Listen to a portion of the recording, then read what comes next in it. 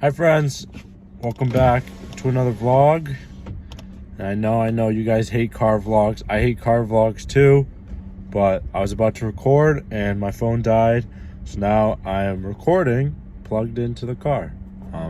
Hate to break it to you, but today is gonna be a car vlog. Bit of a shitty day.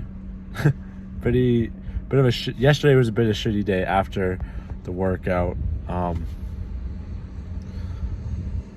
Work, a lot of stuff going on with work, and I'm super fucking stressed and annoyed, and I want to quit. I'm not gonna lie, I really want to quit.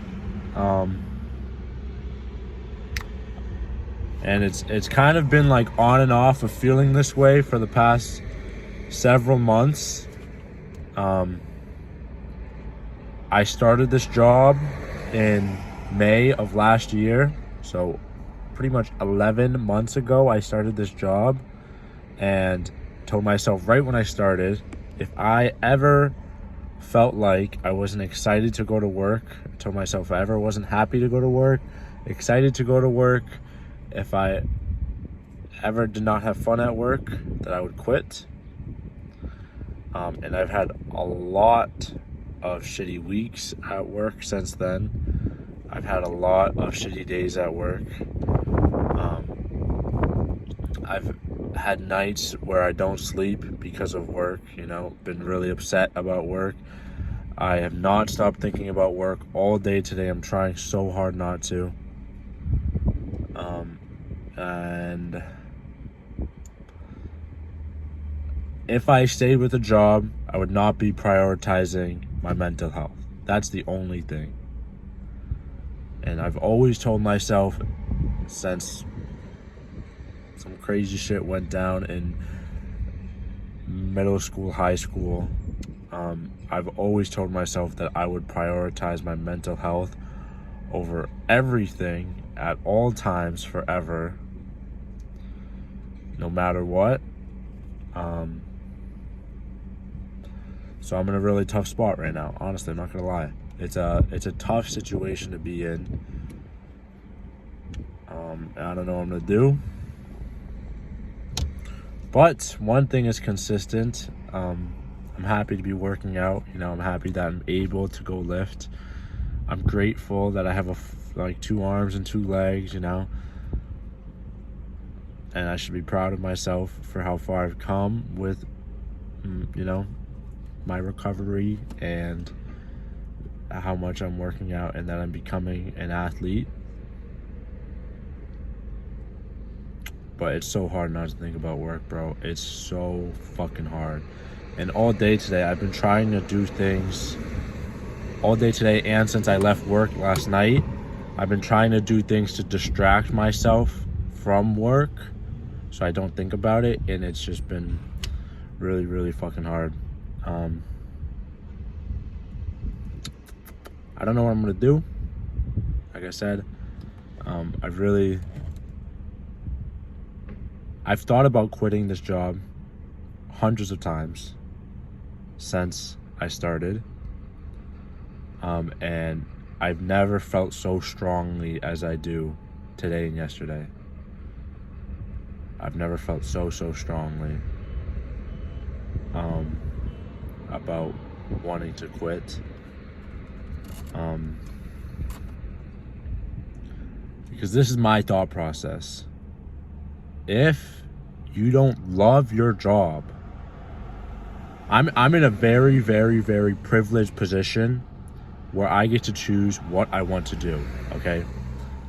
I get to choose any job, despite the pay. The pay does not matter to me right now. I get to choose any job at all, and do it because of my privileged position, right? I don't have to worry about feeding my kids.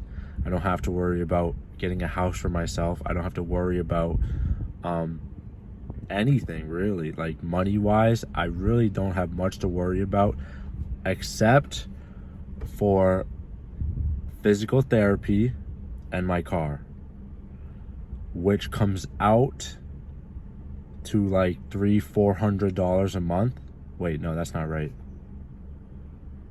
$600, it comes out to $800 a month, which I could get with any job at all. And my minimum wage is low, but it's pretty high, you know. If I'm working 40 hours anywhere, $15 an hour, that is $600 a week. That's $2,400 a month. Take away 80%, take away like a ton because of taxes. That's $1,600 a month, you know. Like you take away half, that's $1,200 a month. If almost all your money goes to taxes, and that's $400 more than I'll ever need in my current position.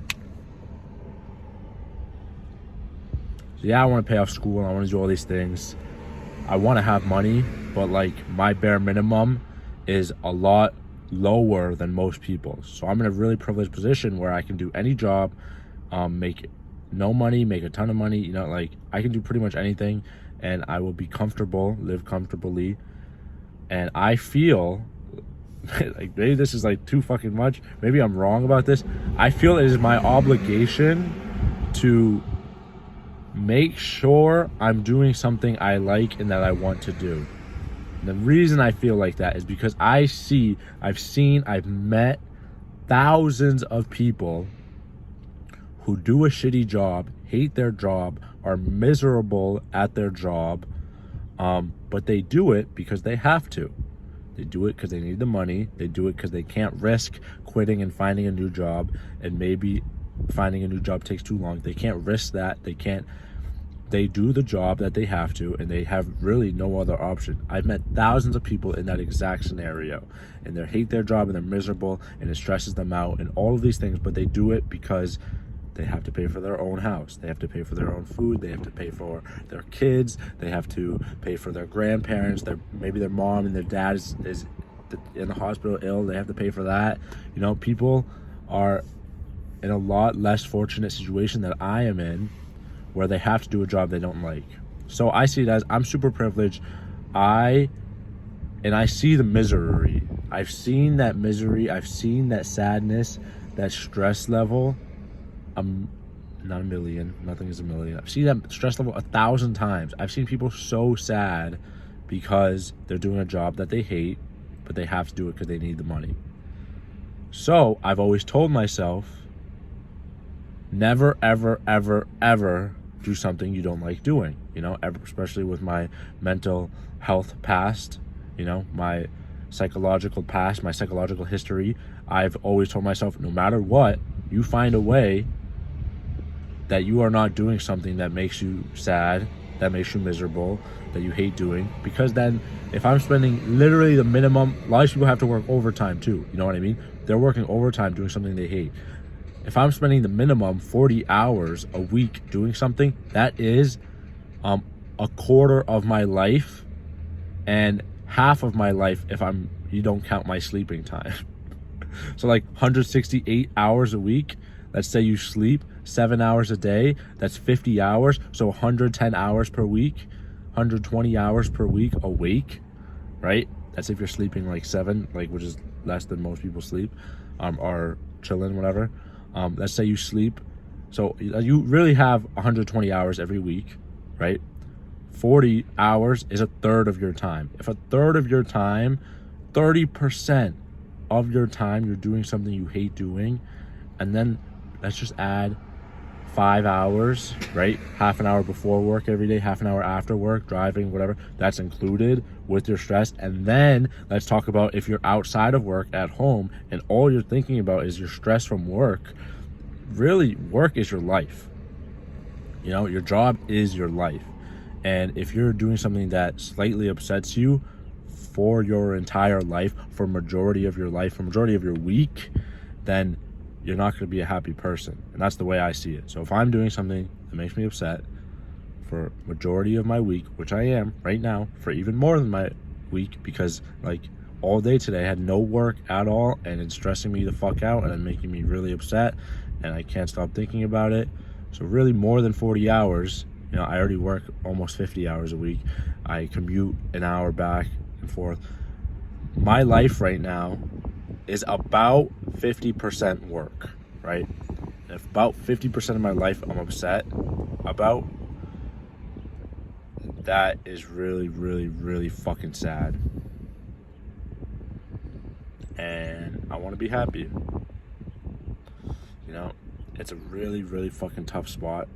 I told myself a million times, okay, Derek, you can try this job, you can try this job, you can try this job. Try it, just try it. You're just trying it, you're just trying it. If you ever feel iffy, get out. If you ever feel iffy, get out.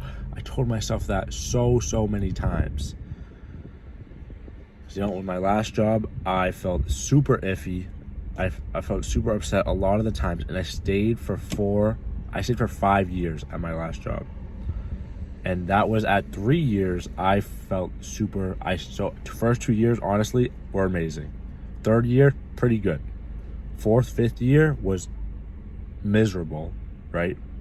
The way I see it is, if I knew I was miserable about year 3, I was starting to feel miserable at work, started to hate going to work. And I knew that, and I told myself to stick through, and I stayed for 2 years, and I was miserable for 2 years at my job. And then when I finally got the courage to quit, I was like, okay, no more of that. You wasted 2 years of misery and putting in effort in and not paying off. And if you go to this next job and you do the same thing, you could waste 6 years. People waste their whole lives, you know? People who do have the ability to quit and go find a new job stay at the same job for years and years and years and years, just because the thought of quitting is so scary, for decades, and they stay miserable at the same job. I don't want to talk about people in my life, but like, I know someone directly, very closely, that since as long as I could remember, 5 years old, they weren't loving their job, you know? Maybe they didn't hate it, but they didn't love it. They weren't excited to go to work ever, right?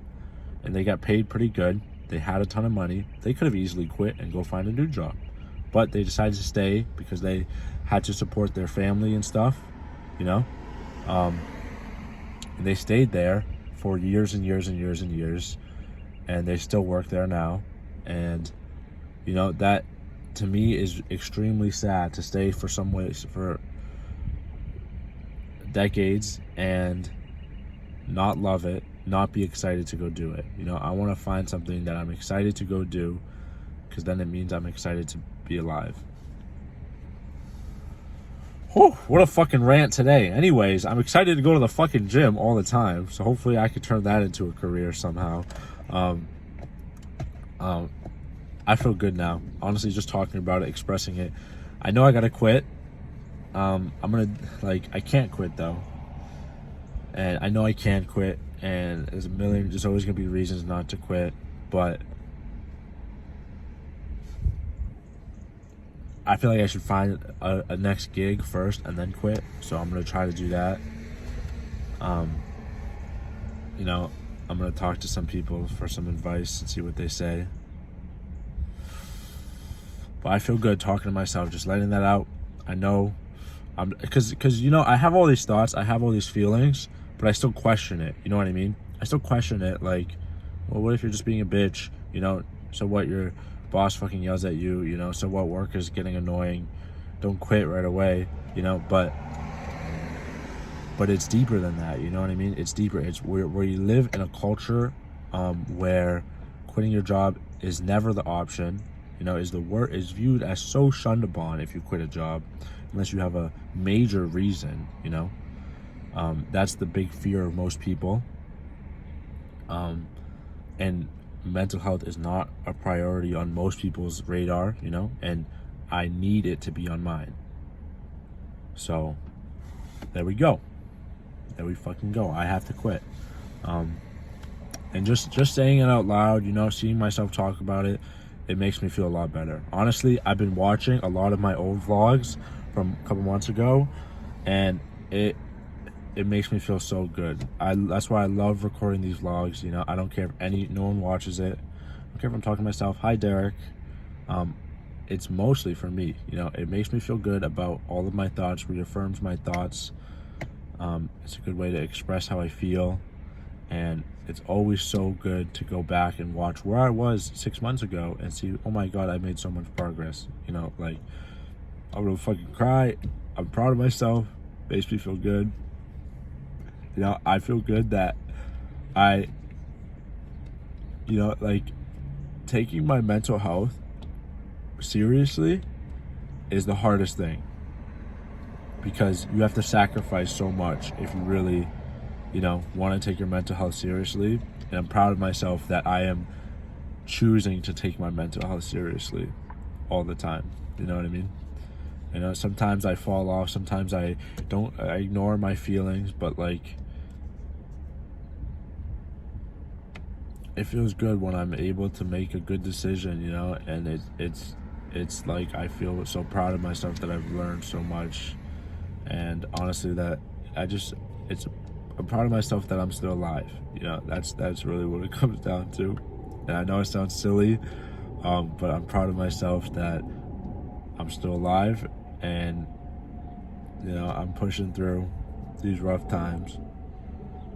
Anyway, today's workout, and I did my recovery. Felt really good about that. Been doing a lot of lacrosse ball bouncing for my rotator cuff.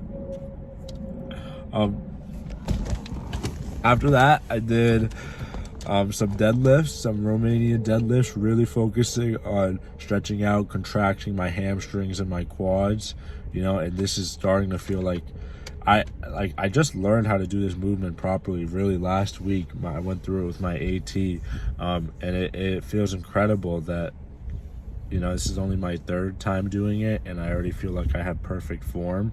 You know, I am doing stuff all throughout the day. You know, I always try to contract my hamstrings and my glutes, because I realized that was the point that I was lacking in. So I've been trying to, which definitely helped, but like, I learned this real quick, and I felt like I did amazing form. I did 4 sets of 12 with 45-pound barbell. And it felt really good. That, like, I felt like I had really good controlled form. I'm going to go through it with him this Tuesday and ask him, I'm going to go through it with my AT this Tuesday and ask him if I can start to add weight. After that, this is where I was conflicted, because I was supposed to go to glute bridge, but I was thinking, like, what's the point of doing 2 glute hamstring exercises back to back and no quad exercises the whole day? So I was like, let me add in the leg presses. I switched out the leg presses, went to go do leg presses, and then as a third exercise, I really had no clue what to do. And I could have just made something up, you know, and done something on the spot. I could have just done some weird calf raises that I really don't know how to do. But I felt like it was the right decision to go and, you know, move on to my core exercises and not risk an injury by doing improper movement, you know, risk doing an exercise that's unnecessary for my current status. So I told myself, you know what, let's just do 2 leg exercises, and a core exercise, and then let's go on and ask my AT next appointment for a third leg exercise to do. So another good decision I made. So I did the leg presses, and I know I have a ton of vlogs. I don't know if a ton, but I recorded myself doing leg presses way back all the time, because I was like, I would fill the bar with plates. I put like 6-7 plates on each side. I think the highest I got was 6 plates on each side, which is, I have no fucking clue how much weight that is. I think it's almost 600 pounds. No. Yeah. 6 times 6, 12, 45. I'm gonna do it. 60, 5, 11, 1, 5, 0, 1, 0, 8, 4, 8, 4, 8, 5, 9, 590 pounds. Yes, almost 600 pounds. So like 12 plates of leg press. I felt really almost 600 pounds. That's fucking crazy. I mean, I probably did it with terrible form, but like, I mean, I know I did it with terrible form, but that's pretty cool to just say I can push 600 pounds with my legs, I guess. for like 10 reps too, you know what I mean? So today, all about, my biggest thing I've learned is that you need to slowly, progressively overload, which progressive overload is great. People know that part. People know you got to go stronger and stronger and heavier. But the most important thing I've learned with progressive overload is that you need to start extremely small and go extremely slowly. And the slower you go, the slower you progress, actually the safer and the better it is for you, and probably the stronger you end up in the long run too. And what I mean by that is, I've been doing this new workout routine for 2 weeks, and I told myself I would do 4 weeks of like pretty much just as light as I can, a ton of reps to focus on form. And I just like kind of caught myself with a lie, as in, like I said, I want to add weight to my deadlift already. I wrote on my Google Sheets, do that again. I wrote on my notes, do that, same weight again. But then right now, see, I already want to add weight, and I can add weight because my form is so good. It feels like I'm doing it perfect. I can add it, but I got to remind myself, you got to go super slowly is the best way. Stick with the same weight, even if you've already done it a ton of times, do it again. Better form, stronger, slower, better form. And that's the way to go. So I started off with 90 pounds. I did all that talk, and I started with 90 pounds, which is pretty high. But, compared to 600, that's nothing. So I started off with the 90 pounds, super slow, really trying to make my foot as flat as I can into the platform that you're leg pressing off of. And like I said, super slow motion, 4 sets of 12. I'm taking the long rest to really focus on it. All right, that's the kind of the hardest part right now, is just taking long rest. And then after that, I did my dead bugs, and I've been watch a quick YouTube video how to do the perfect dead bug. And I felt like I did really good with that. It's hard. I did 4 sets of 4 on each side, so like that's an example of me starting extremely small. Is if you know anything about a dead bug, it's I could probably do 400 each leg, right now if I really wanted to. But it's about going super slow, controlling the movement, making sure you're squeezing those muscles, and that's how you progress forward. So that's pretty much it for today. I want to try to do a bike ride this afternoon. I'm trying to see if my cousin can go with me. But if he doesn't, I am going to go on my own. I want to run, but I can't run. My AT said not to. I want to swim, but I'm supposed to swim every other day. So what's left? Biking. Biking is no impact. I can go easy. I can relax. It's good cardio. I could pump in 5 miles and feel good about it. Take an hour to bike, and it's not that taxing on my body. So that's what I want to do. I'm gonna see if I can do it this afternoon with my cousin, but if not, I'm gonna try to do it by myself. I am gonna do it by myself. It's always hard to get yourself to do something by yourself when you know you could be doing it with a friend, having a ton of fun. But that's it. Thanks for watching. Peace out.